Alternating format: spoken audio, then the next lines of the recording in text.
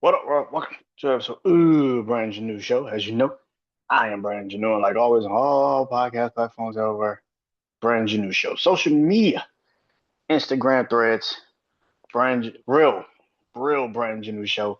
That's real Brandon Janeau Show. Um, Facebook, the Brandon Janeau Show, and of course, TikTok, Brandon Janeau Show. Go follow me on all those social media platforms. I would appreciate it if you did. If you did. Um, really, where you go? It's the YouTube channel, man. Brandon Janeau Show YouTube channel. Like, like the vids, like the shorts, good comment. Uh, helps all in the algorithm if you do, especially episodes like this because tonight this is life in times with music. We have officially hit the pinnacle of the albums because tonight it is my top 10 hip hop albums, rap albums, if you want to say it like that, of the 2010s. This is 2010 to 2019. We talk 10 years, 9 years really, of just greatness. Okay, this is my teenage to 20s years. You know what I mean? Like, good God Almighty, man. This is my teenage years, man. Um, in my 20s, man. This is when I really just, man, this is when hip hop became everything to me, man. This was a hard list, and I knew it would be a hard list. Very difficult fucking list to be honest to put on there. So many rappers, so many great bodies of work that have dropped. When it comes to me, these are the projects, these are the albums that I personally loved dearly. If you don't know how to do my top 10 list, or if you're new to this, or if you know it by heart already, this is how I do it. I go from 10 to 1. I explain why each album's on my list, why I have the position, why I have the positioned. Yeah. If you do not, keyword, if you do not like my list, if you think another album should be on this list and all that other stuff, you can make your own fucking list. It's not that hard. It's not that fucking hard. I swear it's not. It's not that hard. It's not that hard at all. I swear it's not. All right. Now that we got that out the way, let's get it going. Kicking off the list at number 10, it is 444 Jay Z. Jay Z in the 2010s didn't have that many bodies of work, which is kind of shocking. Yes, can I put the throne on here? Is the throne on here? It's not. Um, but 444, if this is Jay Z's last album, which nobody knows if it is or isn't, nobody fucking knows. But if this is his last album,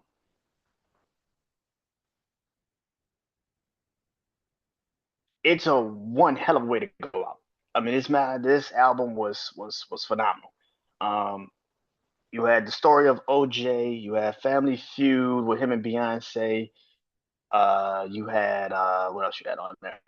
You had fuck the song with him and Damian Marley. Um, yeah, 444 is the shit, bro. This body of work is one of his best projects he's ever done. It's a more mature Ho, which is very interesting to see his perspective. Like I said, this is his last album, and of course, around this time, you got to realize what also 444 was also around. This is around the cheating scandal.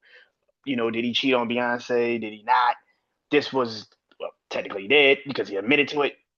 Um,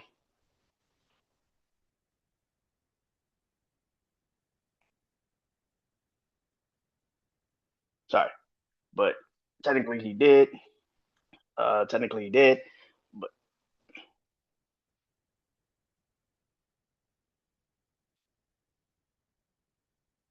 Sorry. Um, but yeah, technically he did. But yeah, 444 was probably his most interesting body of work that he put out in a very long time, and it's one of his best bodies of work that he put out. And yeah, man, Hove is one of the greatest. I know we live in this time period right now where everybody's trying to tear him down and all this other stuff. Listen, I don't know the man. I know his music, and his music is literally my entire life. Like, man, I grew up on Hove. Like, I grew up. I'm a '90s baby, so Jay Z was literally one of my favorite rappers for all of my life. Like I said, I can't talk about his life because I don't know what the fuck go on in his house. That's his business with his wife and his kids. That's his business. I can't tell you what the fuck he has done in his actual personal life. But when it comes to the professional music, that the professional side, when he's put out the music, Jay Z is one of the greatest fucking rappers that I've ever heard in my life. And I can't see. And again, like I said, I'm not one of these dudes that's gonna sit here and try to downplay the man like a lot of motherfuckers do nowadays. But it's not about if you had a run or you were dominant. I think a lot of people have this misconstrued thing because someone was dominant in an era, you think that means they're the best rapper. No. Jay Z was one of the most consistent fucking rappers for a good stretch of time. Like, I mean, if you talk about the 2000s, Jay Z had at least, what, maybe 3 to 4 fucking albums that are solidified, probably greatest, the three of the greatest rap albums probably of all time. We talking about the Blueprint, Black Album, and for me personally, American Gangster is one of those fucking albums. I think people don't sleep. People sleep on American Gangster, and Blueprint 3 is not bad. Blueprint 3 is an incredible body of work. Uh, the Magna Carta project when he dropped it, Holy Grail project was dope. It was a dope album. But when you talk about the 444 project, that is the most mature Hove I think we've ever seen at that time period. And it was very interesting to see how that Jay Z was going to materialize. So yes, 444 is definitely on this list. It's at number 10. It kicks off the list. I know a lot of people might have it even in the top 10. I mean, the top five, even that probably shit, top three. But I gotta give Hove his respect and his respect, man, because most people, like I say, and I went into this album when I first heard it, I was like, oh man, I don't know if I want to hear Hove, like this. But again, it goes into you as you get older, your own perspectives on music change. And Ho is one of those guys that his my perspective on what he does as a musician. I don't know if Jay Z drops another album. I have no clue. People have been rumoring this shit since 444 fucking finished that Jay Z is gonna drop something soon. I haven't heard a Jay Z verse, like a physical Jay Z verse, since it's been a minute since I've heard a Jay Z verse. Like it's been a fucking minute. I can honestly say it's been a fucking minute. I want to say DJ Khaled's album. That might be the last time I heard Jay Z actually like have a verse. Like the song he did with Nas and maybe it's Nipsey, the Nipsey song he did. It's been a minute since I heard a Jay Z. No, he did Pusha T's album. That might have been the last time I heard a Jay Z verse, like a physical Jay Z verse. Like so that's like what that's Push dropped that album in like 2023, 24, 2022, 23. Like, yeah, it's been a minute. Like the last album Push dropped. That might have been the last time I heard a Jay Z verse.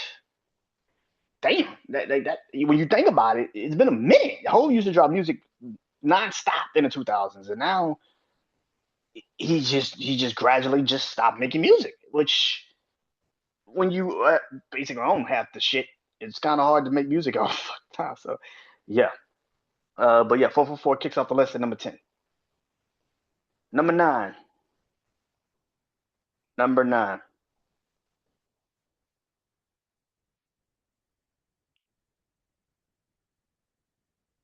I am, I was, I am greater, I was. I am, I was.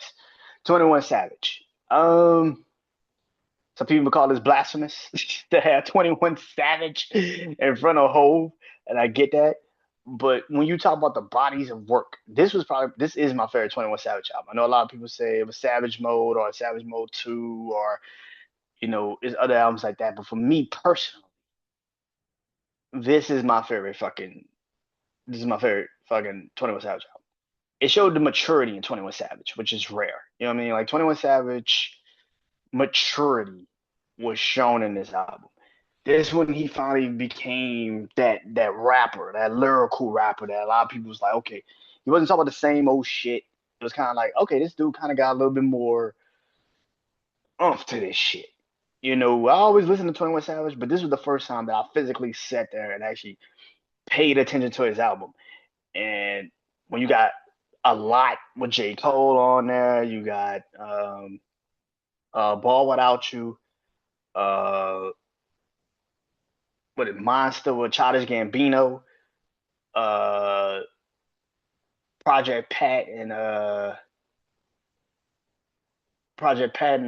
Schoolboy Q on a project. Like he showed his versatility on his project, bro. Like uh the you know all my friends with him and Post Malone. You had fuck can't name the song right now with him, Lil Baby and Gunna, but that song was dope as fuck. Um, but 21 Savage got some bangers off that project, bro. Like that album is very fucking. It's crazy to say that album is actually probably most slept on album in his discography because it wasn't so over the top. I think a lot of people would hate that album because you usually listen to 21 Savage for some crazy shit, some gangster shit, some some some some horror movie shit, basically. And that kind of wasn't the album. He gave you an actual, genuine fucking body of work, and I think that's probably why I fuck with this album the most because it was actually a genuine body of work that I can fuck with. I literally listened to this project, and I was like, nah, this shit is. Maybe I've been sleeping on 21 Savage as a rapper because it wasn't so like I got one, two, three, four, and I fuck with bank account. I fuck with bank account a lot, but it's just levels to this shit. And this was the first time I actually listened to 21 Savage lyrically and was like, oh, he got something. So yeah, so 21 Savage, I am, I was is at number 9. Shoot me. Number 8. Number 8.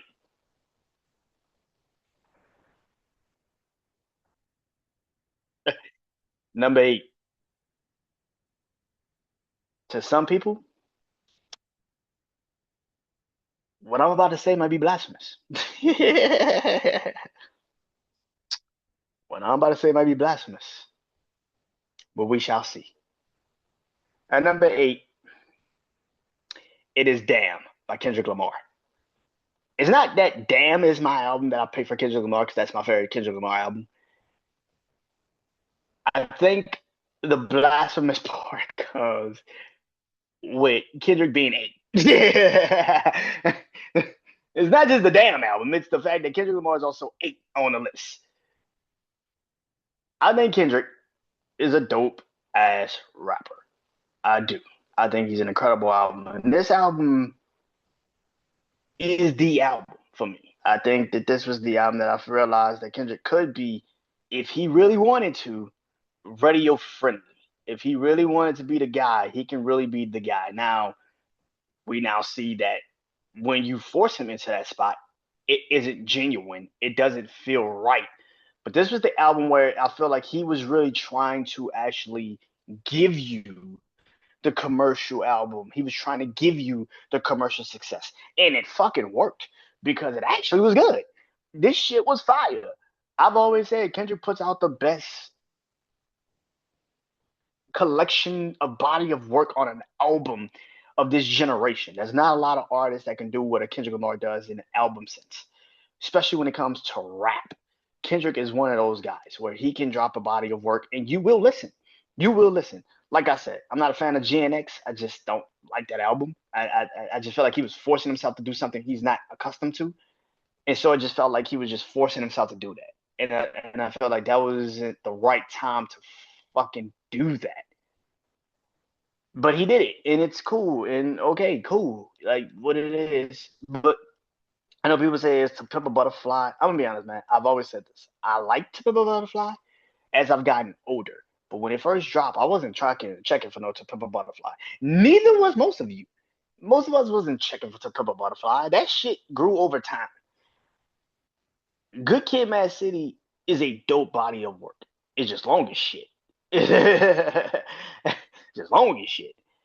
Damn is, and this is gonna probably be the theme throughout this fucking list I'm about to do. The less music you have, the better for me. I fuck with the less music. I grew up in an era where albums were 10, 12 songs. Like if you got a bonus track, it was a blessing. I don't need 16 songs was a long fucking album for me as a kid.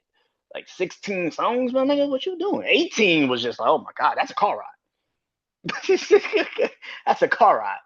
Like, I don't think people understand that. Like, 18 song album was a car ride. Like, it was a trip. You could play that shit front one and backward, going back and forth from where you was going. So, Damn is one of those projects where I feel like was rarely where he achieved what he needed to achieve. Songs like Loyalty with him and Rihanna, Love was a massive smash hit that came out of really nowhere. But he's got this project. But then you had the other songs where maybe it isn't so commercially savvy, it's not so commercially played. Duckworth, um, Fear.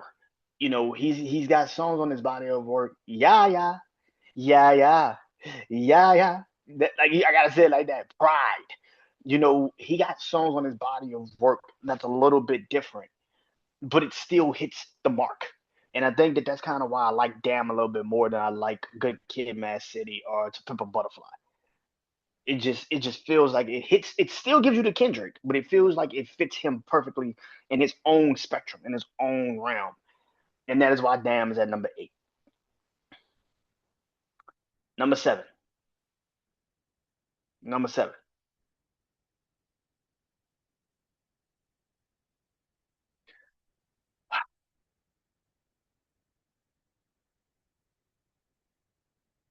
Astro World, a Travis Scott.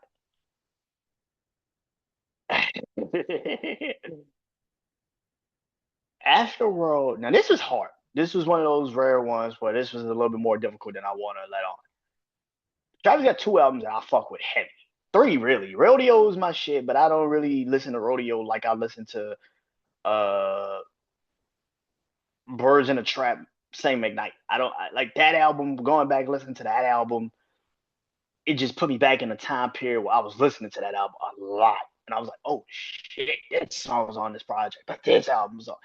And so it's crazy that now I listen to that body of work. First Take with him and Bryson Tiller, him and of course Kendrick with Goosebumps. You had him and Outside with 21 Savage. You had Beebs in a Trap. Like that album was fucking phenomenal, man. Dope body of work. But Astro World is peak Travis Scott. Like this is the point where Travis Scott was a fucking fuck pops a rock star. Like this man was a fucking level above GOAT. Like this was on another fucking level of craziness when it came to Travis Scott. Like that motherfucker dropped that album and it actually was fucking good. It wasn't a to have an anticipated album like that and then it drops and it actually lived up to the fucking hype. That is rare. That is very fucking rare. And Astro World lived up to the fucking hype. I gotta give it his credit. That motherfucker lived up to his credit. Astro World has fucking hits on that bitch. The first song you hear is Stargazing. And you thinking in your head, like, oh, this song is like whatever. And then it switches up to that next level beat, and you're like, oh, okay. Carousel.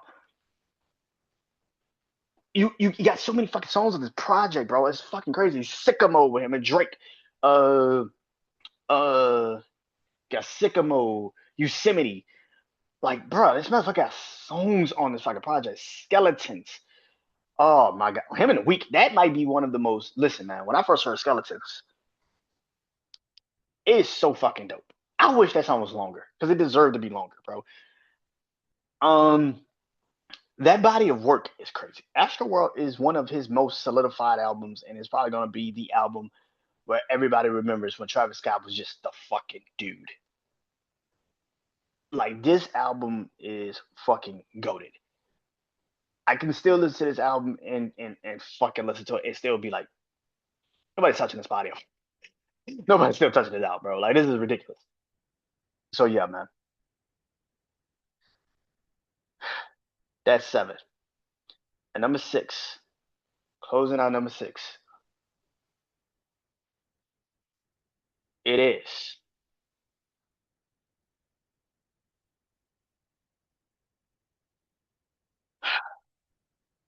Dreams and Nightmares, Meek Mill. Woo! Meek with Dreams and Nightmares was the album at that time for me. I know a lot of people uh, clown Meek now, but that was a very massive time period in life where Meek Mill was in the conversation of one of the best rappers in the game. And around Dream Chasers 2, Dreams and Nightmares coming out, like that was the first the MFG self-made project when he dropped Tupac back. It was just a different caliber of goat, man. He was a different caliber, bro. But then Dreams and Nightmares came out, and everybody remembers the intro. The first song off the project is Dreams and Nightmares. But what I think a lot of people don't also understand about this body of work is that he got some fucking bangers off this bitch. Like Amen with him and Drake. You got Believe It with him and Ross. You got Layup with him, Trey Songz, Wiley, and Rick Ross. You got what's else on this fucking project? Young Kings is the shit, bro. If you don't follow Young Kings, I don't know what to tell you, bro.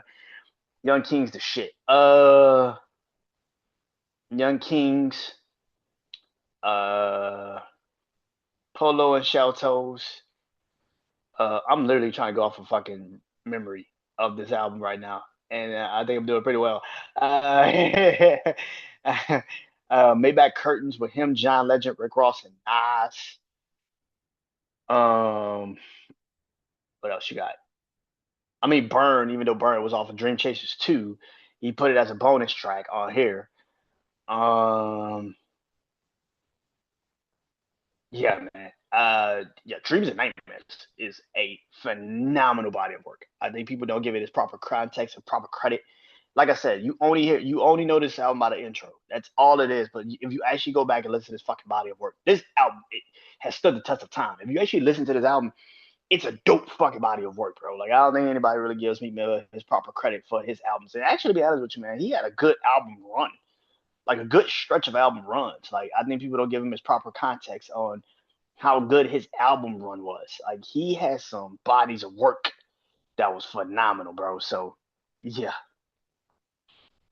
Plug in the top five. I gotta recap the list. Number 10, Jay-Z, 444.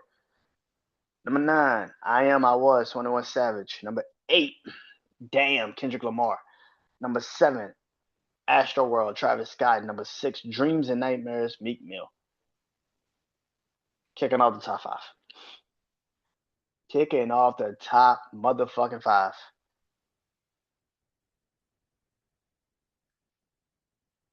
Victory Lap, Nipsey Hussle. Listen,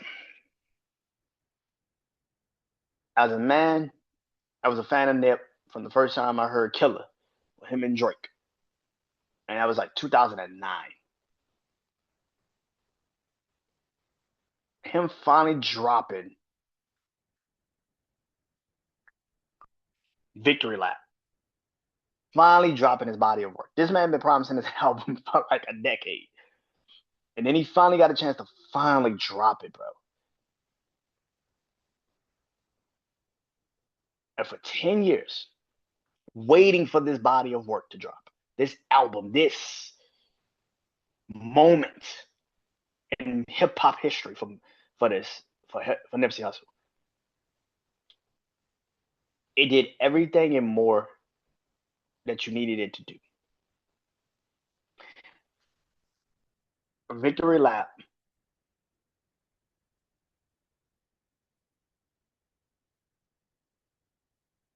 is an incredible body of work. You have the intro Victory Lap on there. You got, of course, Hustle and Motivate, uh, Grinding on My Life,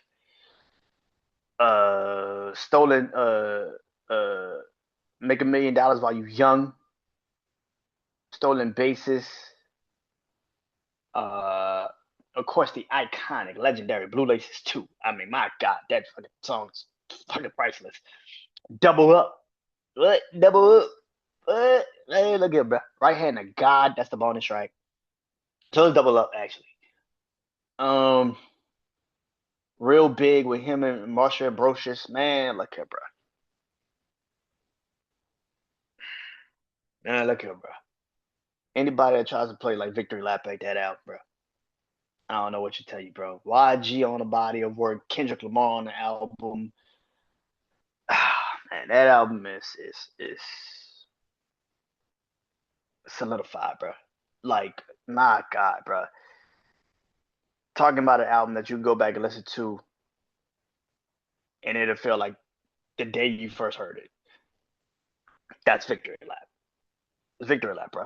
And no, this isn't because the man has passed away. Victory Lap was an album I had been anticipating for a very long time. And then it lived up to that, just like Astro World for a lot of people with Travis Scott. It's like this album just lived up to the hype. And you couldn't tell anybody that it didn't. So, yeah, man. Victory Lap kicks off the top five at number 5. Number 4,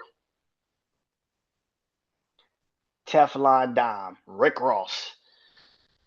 Ross has dropped some bodies of work. Now, despite how his career has played out and how he's been on some fuck shit these last couple of years with this Drake shit, I could never deny that at one point in time, Rick Ross was one of my favorite rappers of all time. Mixtapes, albums, you wanted, he gave it to you.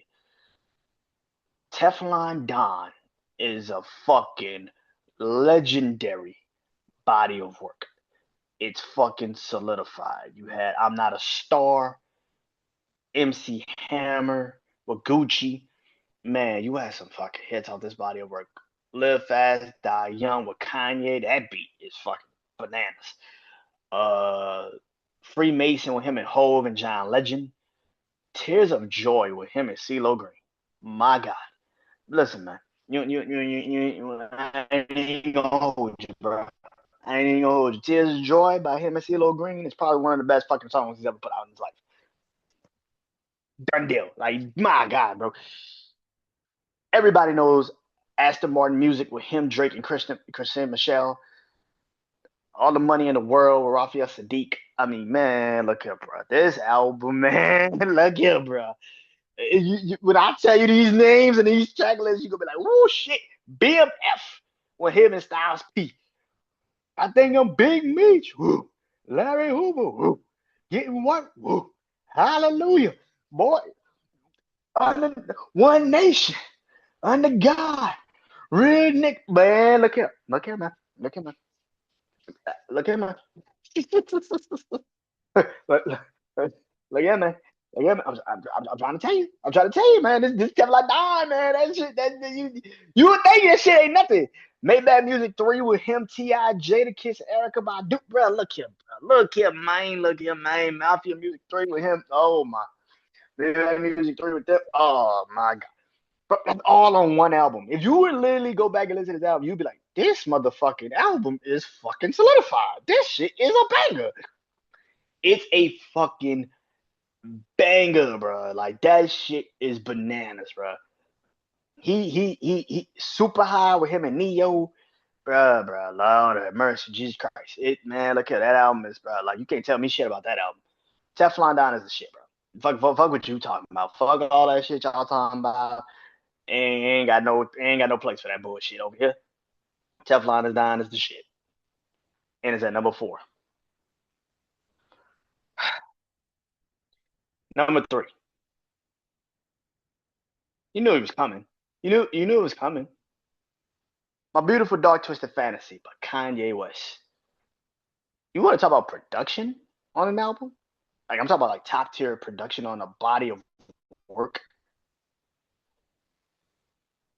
This is probably the greatest produced album of the 2010s. It's the greatest produced album of the 2010s. Every sound, sample, voice was used accurately and fucking perfectly. Like Lord, all of the lights by itself is nuts.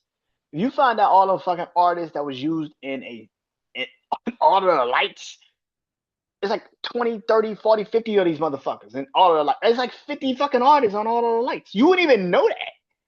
You wouldn't even know that. Like it was like 50 fucking artists on all of the lights. Like, what the fuck are y'all doing, bro? Power. Dark Fantasy. The first song of this body of work is fucking goated. Come on, bro. Gorgeous is one of my favorite Kanye West songs. Gorgeous is one of my favorite Kanye songs of all time. Him, Kid Cudi, Raekwon the Chef. Like, bruh. The Chef Raekwon, like, bro, bro, like, Gorgeous is one of my favorite Kanye songs of all time. Like, all fucking time. Like I said, all the lights, power. The one man should have all that power. What? The clock ticking, I just count the hours. Ugh. Ooh, shit. Nigga, listen. Look here, bro. Look here, bro. Monster. The Nicki Minaj verse that just solidified her greatness. Devil in a New Dress with him and Ross. Like, my God. Blame Game with him and John Legend. Runaway with him and Push. Like, bro, this fucking album is just, you just be sitting there like, this shit is crazy. This is an album. This is an actual physical album. Like, he said that like this is an actual physical fucking album. Like, he really put this shit out and gave it to us. Like, oh, go ahead, hit the album. So appalled. Like, bro, this shit is ridiculous. This is peak Kanye. This was the greatest moment if you are a Kanye fan. He's had some great albums since then. I don't want to say about all that. But this was the quintessential album where I think Kanye West became just untouchable in just the musical sense. Like he was just untouchable. The production, the music, just everything about this man, he couldn't do no wrong at this point. At this time in his career, like he do no wrong. So that is why he's at number 3 with My Beautiful Dark Twisted Fantasy. At number 2, Nothing Was the Same, Drake. Some people say it's Take Care. Some people say it's Views. Some people say it's Scorpion. Some people say it's Thank Me Later. Some people say if you're reading this, it's too late. My favorite Drake album is Nothing Was the Same. That is my favorite Drake album. It's consistent. It doesn't have a massive fucking runtime. It's 15 fucking tracks. Every song on the project fucking makes sense. And it leads to the next. Tuscan Leather is the intro. Probably one of the greatest intros of modern time. Probably. It's up there. As one of the greatest hip hop intros. Probably one of the greatest intros. How much time is the nigga spending on the intro? I don't know. But he spent a lot. He spent a lot of time on an intro now. That's the answer. How much time does nigga spend on the intro? I don't know. But he spent a lot of time on it. Because clearly it's fire. It's the shit. I'll tell you that.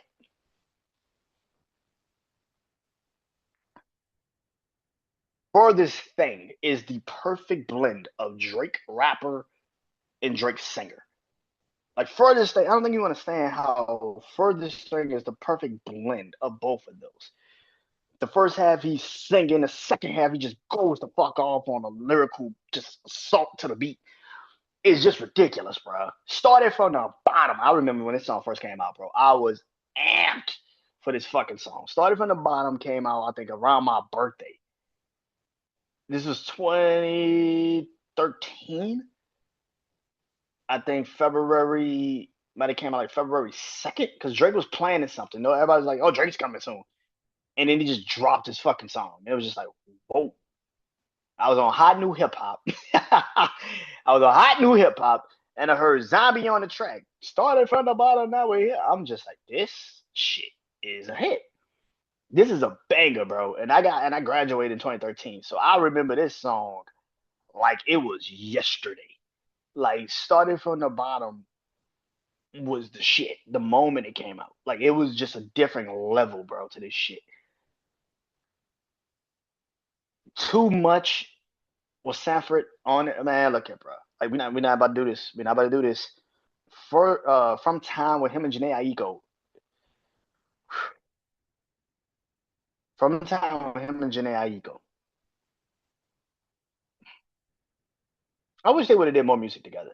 They made some great songs. Janae Aiko with anybody makes great music. J. Cole, Big Sean, Kendrick and her got some bangers. Her and Childish Gambino. But the two songs that Janae and Drake have physically done together is fucking amazing. July and From Time.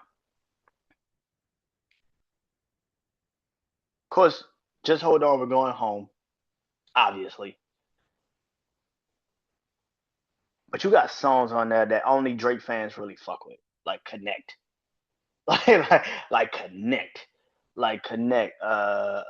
Pound Cake with him and Hove at the end. It goes into fuck. It goes into Come Through. All Me was, which was I think was supposed to actually be one of the singles off of the project, ended up being a bonus track because he dropped it too soon. I really do wish the motion was on the fucking album. I will always go to the grave and say I wish the motion. I fuck with too much, but the motion should have been on the fucking album. I don't give a fuck what nobody. When that song came out and I heard it on YouTube for the first time, I said, "Oh yeah." I said, "Oh yeah, this is different." Oh, he in a different bag. This year, I like. Oh, he in a different fucking. He's in a different fucking bag.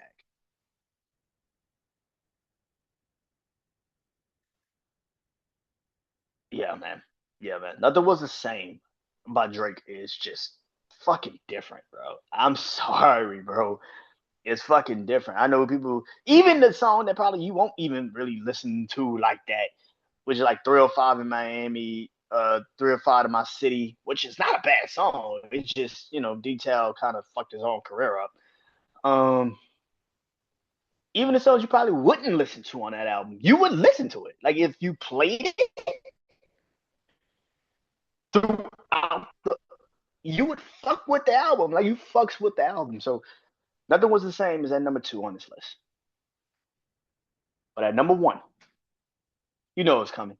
Yeah, I know it's about to be number one. You already know it's about to be number one. 2014 Forest Hills Drive, J motherfucking Cole. Can I just say, listen to the fall off today.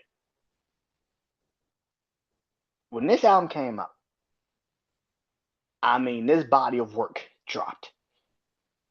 This just solidified why I had said for before this album came out that J. Cole's my favorite rapper. And it's not even close. I said for years that J. Cole is my favorite rapper. And it's not even close. J. Cole's my favorite rapper. Drake's my favorite artist. I've always said that. So when I hear this project and it drops, like I said, this album got leaked on YouTube. Sorry, Cole. This album got leaked on YouTube. So I was listening to these songs on YouTube. Same thing when Nothing Was the Same. Nothing Was the Same was leaked on YouTube. When I heard this album, man, the first song I think I generally heard from 2014 Far Hills Drive on YouTube was Love Yours. Sounds nuts, but it's true. Love Yours is the first song I ever heard on 2014 Forest Hills Drive. Sounds nuts, but it's true. My favorite song by him was a leaked song that I heard on YouTube. The album leaked on YouTube, and that was the first time I heard that song. And "Love Yours" was the first song I played, and it just stuck with me. And then January 28th comes out, and then the intro happens, and then I'm listening to this body of work, and I'm like, this shit is just different, bro. This whole album, everything around this album, the album itself. Then he did the HBO documentary on the body of work, the album, and then it leads into him finally doing the show in his hometown. I mean, everything about this album is a time capsule. Like it's just where you were when this man dropped this album, maybe solidified him in your mind that he's in the conversation of one of the best rappers. But at this time, I was already sold that J. Cole is probably one of the greatest rappers I've ever heard in my life. It wasn't that hard for me. In 2014, Forest Hills Drive just cemented it more. It was just like, yo, this is probably the greatest rapper of this era. That's not that hard for me to believe. Like this is probably the greatest rapper of this era. The intro, January 28th, um, Wet Dreams, uh, oh 03, oh 03, I can't say that name for shit. I'm not about to fuck that man name up. But the storytelling that he was doing is get off my dick. Like, come on, bro. Like that shit. Firing Squad. Um, no role models. Like the fact that no role models is the pretty much the biggest song off this album is the craziest shit. Tales of Two Cities, my God. You ever see that man perform that shit live? You would be like, okay, this is different. This is different, bro. Like this shit is different, bro. Apparently, which was the single, which was actually the first single off the album. Apparently, everything about this album, man, is just different. I can listen to this album, you know, and front to back and not be bored. That's an album. That's a body of work. That's something that actually lasts in the test of time. And that's something about this generation we live in now, where a lot of things are so microwave that everybody wants to just listen to it for the moment and then talk about it, critique it, fuck over it, talk about it like it's not really anything good. This is probably why I love the Fall Off so much, because the Fall Off is an album that actually you have to sit with. You have to give it its proper context. You can't just say, "Oh, this is a microwave shit." No, it's not. Yeah. And again, if you don't know his story, then it tells you that and now hearing that he's physically said that like 2014's Far Hills Drive is technically just the off season, the fall off is just another, link to 2014 Far Hills Drive. Basically, it's just a whole storyline of his life. Tells you a lot. So that's probably why Fall Off feels a little like, damn, this just feels like 2014 Far Hills Drive, just a grown up version. And that's what it is, man. And 2014 Forest Hills Drive is my favorite album and is at number one on this list. So before I get out this, gotta recap the list. At number one, 2014 Forest Hills Drive, J. Cole. Nothing Was the Same is number two by Drake. Number three, My Beautiful Dark Twisted Fantasy, Kanye West. Number four, Teflon Don, Rick Ross. Number five, Victory Lap, Nipsey Hussle. Number six, Dreams and Nightmares, Meek Mill. Number seven,